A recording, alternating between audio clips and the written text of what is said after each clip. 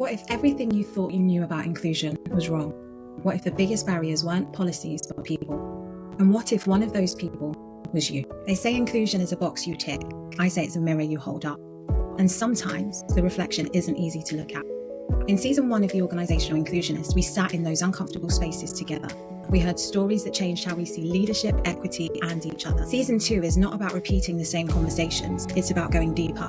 It's about asking the questions polite company avoids. Pulling back the curtain, not just on the boardroom, but on the biases we carry home with us, the policies we never question, and the silences that keep us safe, but not free. This season, you'll hear voices that challenge you, moments that move you, and strategies you can actually use. And I won't pretend to have all the answers, because I'm still learning too. But I promise you this, every conversation will be honest, human, and rooted in the belief that inclusion is not a side project, it's the work. My name is Grace Masuro, and I am your host. Welcome to season 2 of the Organisational Inclusionist. For too long, silence has been survival, especially for Black women in leadership, where speaking truth can come at a cost. But what if being unmuted is the strategy we've been waiting for? What if storytelling is our superpower, not just our side note? In boardrooms, obsessed with data and performance, we forget that people don't move because of numbers, they move because of narrative. Stories shape culture, stories shift systems, and stories told by those too often overlooked can be transformational. 2, 3. Our guest today knows this well. Niya Baxter is a culture architect with a corporate backbone and a creative soul. Through her podcast, BLKGirl Ambition, she's creating unapologetic space for Black women to define success, share wisdom, and lead out loud. I was lucky enough to be a guest. Today, we're talking about what happens when we unmute, when we turn pain into podcasting, and when we turn exclusion into influence. Whether you lead people, policy, or just your own path, this conversation is for you. So welcome to today's episode of the Organisational Inclusionist. My name is Grace Masuro and I am your host. Niya, thank you so much for joining me. Thank you so much for having me, Grace. Thank you for that incredible introduction and for this platform that you have created. I'm so happy that our paths cross. This is the beauty of podcasting, the beauty of being authentic and telling our stories. Right. So I'm excited to be here. Yay, I'm really pleased to meet you. And it's funny as well, because I do feel like we can be quite insular. Obviously, I'm based in London in the United Kingdom. You're based in near the DC area in the States. I am. Our paths would never have crossed if it wasn't for the world of podcasting. So I absolutely love this. Never. And LinkedIn, of course. But LinkedIn is like helping us break borders. So I'm very, very happy to have you on.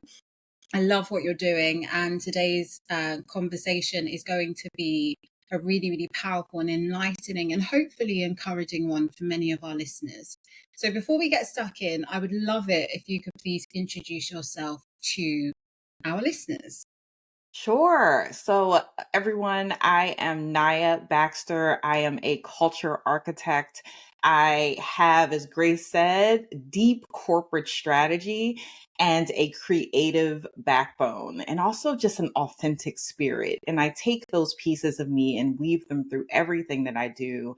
As a culture architect, I work in the corporate space, leading culture, experience, and belonging for a large corporation. But then in my free time, if you want to call it that, I lead BLKGirl Ambition. This is my creative brainchild that I launched nearly a year ago as a platform and space for Black women to tell our stories unmuted about our journeys throughout corporate America and as founders. So this is a platform that I describe as equal parts executive coffee chat meets sister circle meets motivational masterclass. And if any of that resonates with you, then you should come check me out on that platform where I release new episodes on Wednesdays. Amazing. Thank you. So your work lives at the intersection of strategy, culture, and story, right? So what made you decide to launch BLKGirl Ambition, and why did podcasting feel like the right medium? That's such a good question. So I decided to launch BLKGirl Ambition because I was tired of waiting for permission. And I was tired of people telling me, and so many Black women, what I cannot do. I have such deep admiration for Black women. Obviously, I am a Black woman. I don't know that I'm that objective. But I have deep admiration for Black women. I believe and see every day how incredibly talented we are, how driven we are, how brilliant, educated, highly ambitious, and so capable in so many ways. But I see many of us get stuck living below our potential because we're waiting for systems that were not designed for us, by the Mm, way, to recognize us, to celebrate us. So I think professionally that leads to us getting stuck. But I also see us living below our potential because of the people that we surround ourselves with and decide to join in community with. That can be friends, that can be family, that can be spouses. I want to see, because I love Black women so much, I want to see us live out our full God given potential in every single aspect of our lives. amen. And amen, right? In terms of my personal founder story, so that's like the macro big picture why.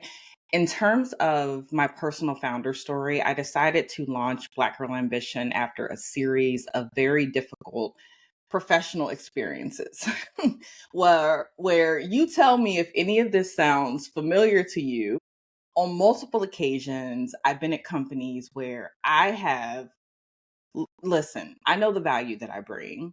I have Mhm. worked circles around my peers, built a reputation that preceded me, brought the innovation, brought the corporate strategy, brought the results, known as someone who was easy to work with, and built what I thought was a strong and enviable network within the company. And then at some point, when it comes time for the recognition, I was passed over, left for professional dead, so to Yeah, speak. The not quite yet, not yet, not quite, almost. You're yeah. almost there. You're almost ready. The goalpost was constantly moving. And at some point, I decided to take control. I decided that I would always be placated in some respect, and my life and my potential are entirely too precious and too valuable to leave them in the hands of someone else. Mm, And in terms of the second part of your question and why podcasting felt like the right medium, it's because it allows me to control the narrative and tell rich, complex stories. Like these are the conversations that I've always wanted to hear in a podcast format with Black women about the grit and the underbelly of the journey, the mm. trade-offs, the decisions, and who we are as holistic people. I mean, professionally, but also personally too. And so podcasting seemed like a perfect platform to be able to have those rich and complex conversations and to do so in a way that felt very authentic as well. No, I love that. And so much of what you said resonated as well. I've definitely had those experiences of, oh, you're Mm. not quite ready yet, or we'll get Mhm. there, Mhm. all in good time. Those kind of statements that end up leaving you behind. And you're watching people that haven't necessarily worked as hard as you progress simply because they fit into the club. And it's so frustrating. And one of the things that I talk about is actually, so what seems like a minor to the person that decided that can then have an impact on people's long-term progression in their careers, because that one choice 100%. that you made as a decision maker could set that person behind by 5 to 10 years in their career, and subsequently impact what they're taking home, what they're able to feed their kids, what they're able to provide Mhm. their children. So I just think really sharing stories like the one you've just shared is so, so important. And I hope that it changes what we both experienced, right? I really hope so too. I hope so too. Too often I see Black women in organizations treated as the workhorses. Mm, We're the workhorses, we do the grunt work, but I want to see us in the C-suite. I want to see us in the executive leadership roles because we are executive leaders. And I want to see us recognized in that way fully in corporate America. Same in the UK. So through your podcast, you amplify voices that are often left out of traditional narratives of success. What patterns or truths have emerged across the conversations that organizations need to hear? We've touched on one of those about Black women being the front horses and being overlooked, but does anything else stand out for you?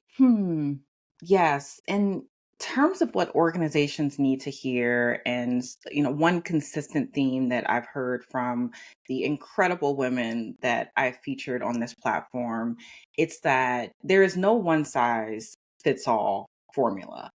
There really isn't. And Black women, our experiences, our talents are definitely not a monolith.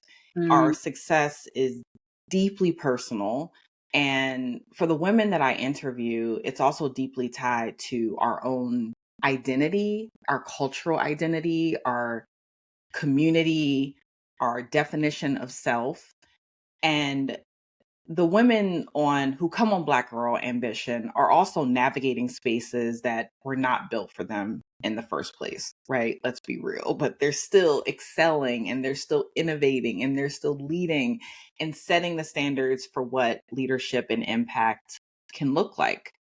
But I hear when I talk to Black women and think about one of the big themes that comes up, it's really organizations need to honor authenticity over assimilation in a mm, true way, not in a mission statement, not on a piece of paper in terms of corporate values, but truly in the fabric and the breadth of an organization, honor authenticity over assimilation. And when organizations can move beyond performative diversity efforts, doing it for the gram, so to speak, and instead create cultures where difference is genuinely celebrated and there is deep psychological safety and accountability for good and bad behaviors, mm. that is when you will see Black women excel. And that is what companies really need to do in order to tap into the potential of this talent pool and community. Absolutely. And I think, there is always that argument that many companies know this already, but they're just not Mhm. ready because they don't actually want to enable that group to rise to the levels that they're capable of rising to. And the current administration in the US is definitely dead against that as well, right? It's a tricky one at the minute, but I still hope that people know that this is a moment in time. We've had many of them. And now is also the time where you get to stand out as an organization that is authentic, that truly lives your mission and vision statement, that genuinely wants to create a future that's fit for purpose for everyone, not those it's historically benefited. Absolutely. What Absolutely. role does Black Girl Ambition play in shaping the narrative around Black women's ambition, resilience, and rest in particular? Because I think that Mm. we're tired, man. Grace, we are so tired. We're tired, sis. We are so tired. And what I love about Black Girl Ambition is it takes a very multi-dimensional view of who Black women are and what ambition means to us. And I've heard of what Black women talk about ambition in such deep and personal ways that oftentimes have nothing to do with becoming a millionaire and making a whole lot of money. Although I believe that we should always get our bag and coin and make a We whole should lot all of be money. millionaires. Listen, okay, we should all be millionaires. We don't have to sacrifice ourselves in that way. But what I hear primarily when I hear the Black women on my platform talk about ambition is it's deeply tied to legacy building and to freeing others and to putting in place building blocks for the next generation. Like, our ambition improves societies, it creates legacies.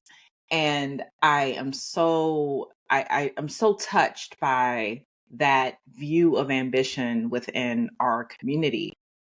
And my platform, one of the things that I've really seen is how multidimensional we are. And I know this already, but it's about the grind and it's about the hard work, because we do the hard work. But there's also this balance of rest, Mm. like this theme of rest that has also emerged in a way that I was not expecting it to when I was first thinking of Black Girl Ambition. But you're right, Grace. Like, we're ambitious, but we are tired. We're tired. And you know what I think we're tired? Like, we're not tired of necessarily doing the work, but we're Mm. tired of being unrecognized. We're Definitely. tired of it being taken for granted. We're tired of it not being celebrated. And we are going to direct our attention, our energy, our talent, and our creativity towards the places that are going to reap rewards and benefits for us now. Like, that's what I see as the difference. Mm. It's not that we're not doing anything. It's that we are contributing in a way that feels fulfilling to us personally and pouring into our own communities in a way that I think is going to be really beneficial in years to come. But that's one of the collective differences that I've seen. And I love how Black Girl Ambition kind of exists in this place of between like deep ambition and community and rest in a really holistic way. No, I love it. So, do you see the podcast as a form of advocacy or resistance? Mm, How do you that's a balance really good honesty question. and safety, especially when you're talking about harm or exclusion? Because I feel like the Black woman has been afraid of so many people for so long that anyone coming on your podcast is probably carrying some of that with them. So how do you see the podcast? Is it advocacy or is it resistance? And how do you find that balance? It's a really good question. And in reflecting on this, it's both first. Like, they're deeply intertwined. It's a place for advocacy, a space for advocacy for ourselves, a platform to showcase the beauty and brilliance that is us. But Mm, to exist as a Black woman in today's society itself is a form of resistance. absolutely. That is resistance. Black womanhood is resistance. And so, given that I platform Black women who were excelling, deeply ambitious, those two narratives of advocacy and resistance are just deeply intertwined in the conversations that I have, the platform itself, the women that I interview. And to your point about us being scared of so much for so long, it is true. There's fear, a lot of Mm, fear that Black women have had. And we've had to have those fears because we've needed to protect ourselves. It's been born out of safety and self preservation. I will say though, Grace, I've seen and none of the Black women who have come on the Black Girl Ambition platform have I sensed an iota of, I'm not going to do it because I'm scared. yeah, Like, there is recognition that backlash exists. My identity is constantly under scrutiny. But is it going to change how I move? And is it going to change what I do and what I say and who I build with? Absolutely not. And I think that is the beauty in Black women. I mean, it's why we're often standing on the front lines of so many social movements. I think other people need to stand on the front absolutely. lines of those social movements, right? Like, it is not our job to move this society Absolutely. forward alone. We show up in the humanity of who we are, in recognition that the systems were not built for us, but it's like we do it anyway. We do it anyway. And I'm inspired even reflecting on those conversations and thinking about that question with you here. Mm. It's so interesting as well. I've got a colleague, stroke friend, stroke associate, a white man, and we were talking about my work, and he said to me, "I think you'd get more clients if you spoke more about different things. I feel like most of your content is about Black women and the Black women struggle and this, that, and the other, and I think that puts some people off." Those weren't his Mm. exact words. And Mhm. so I did an audit because he said it to me twice on two separate occasions. So I did an Mhm. audit of my posts over the last couple of months. And only 30% of my posts had been about Black female issues.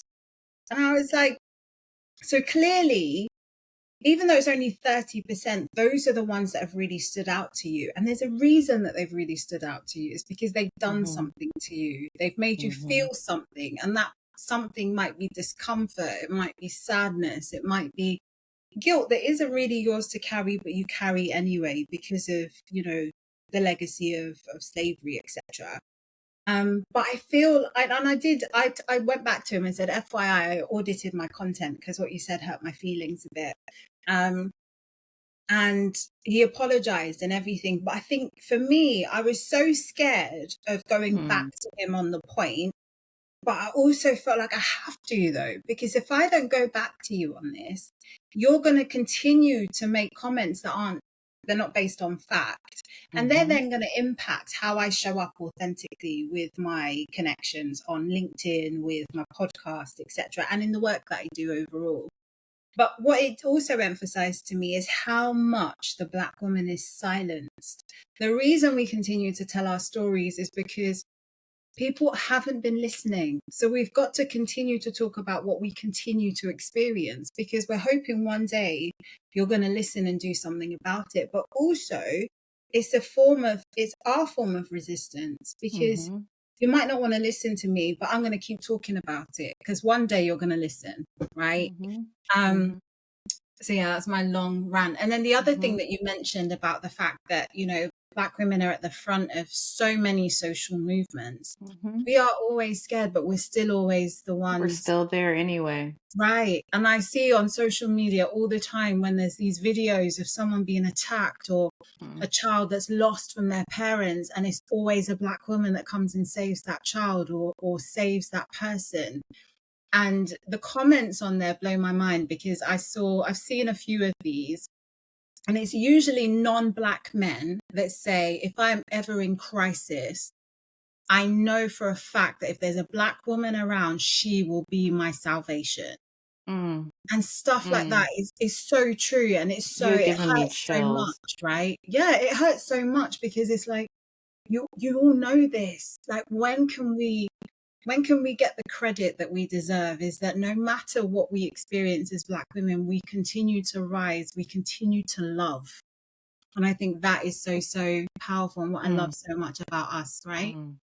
Yes, it's back to that, strong Black woman trope, the workhorse Mm, trope, right? Like we want to be celebrated. People know what we bring and who we are. If you're really like, some of the fringe, but I think people know. yeah. But I think that Black women are taken for granted.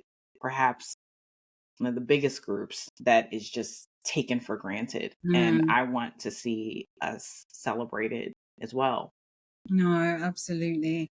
What advice would you give to other women, especially Black women, who want to start telling their stories, but they're unsure of where to begin? Oh my gosh. Okay. Okay, Grace. Where do we start? I have seen one of the biggest things that I have seen hold Black women back from telling their stories. And this is also personal because it has held me back from telling my story too, or starting this platform, is our relationship to perfection and needing to have it all right. Every Mm, single piece ticked and tied. And I understand why that is the case. I understand why we believe that perfection keeps us safe, but I would say that it's holding you back. It is holding us back collectively. And there is so much power in your story and the authenticity and rawness of that story. Like, just start, sis. Just start. And I think that I released an episode fairly recently on building a personal brand while working a 9 to 5, and the strategy behind that and business case behind that. I think everyone needs to tell their stories. Everyone needs to think about telling their stories. One, perhaps it's just to do so, but I also think for the purpose of building a personal and professional brand within your company, but outside of it as well.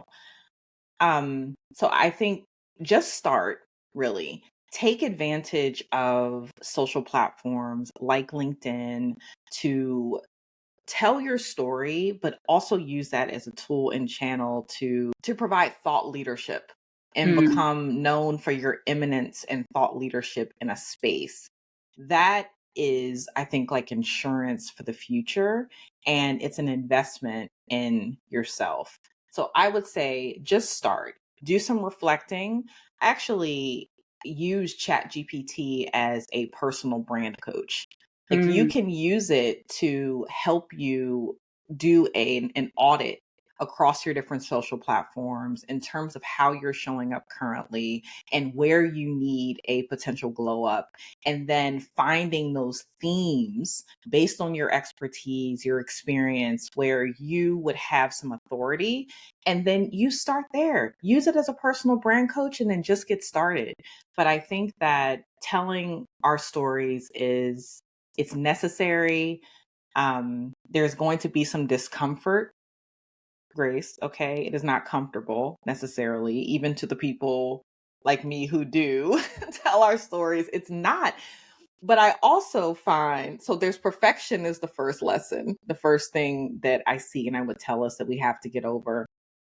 The other is, I think that some of us are afraid of being seen, right? Like, really being seen and owning our stories in a way that is visible, because we were told as children that that's vanity. Yeah. And we should not be obsessed with ourselves. We should be obsessed with others, which I think is Yeah. insane. So being comfortable being seen, getting comfortable being the owners of our own story, and letting go of perfection, and just start. Just start. Just start, sis. Just Love start. it. Thank you. So if you had a mic in front of every executive, what's the story or truth that they most need to hear right now? It's another good question. I would say to every executive listening that Black women are likely your greatest untapped talent pool. They likely are. I would say to leaders that they need to really challenge their preconceived notions about what a leader looks like, the package that leadership comes in. Because Black women leaders are qualified, highly empathetic, strategic, generate strong followership from the people within a company, known for someone who cares for others in terms of their leadership and teaming. So I would say that taking a hard look at Black women as one of your greatest untapped talent pools is what I would say to leaders.